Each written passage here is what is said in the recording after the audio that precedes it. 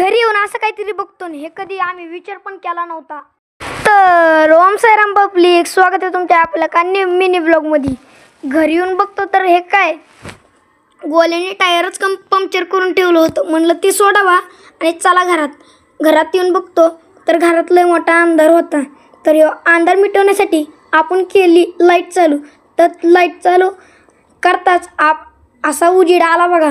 आता उजेड तर आला होता. आता म्हणलं चला कपडे बदलावात. मग काय, कपडे आता तुमच्या समोर बदलता येत नव्हते. मन बोललं चला ट्रान्सलेशन करूयात. मग काय, तुमच्या भावाने केलं ना ट्रान्सलेशन. कमेंटमध्ये कसा दिसतोय नक्की सांगा बरं का. मग आता ट्रान्सलेशन करून बारी होते आपल्या टिक्क्याची. मग चला बोललं टिक्का लावूयात. तर आपला टिक्का पण लावून झाला होता. तर आता बघूयात बाहेर काय चालू आहे.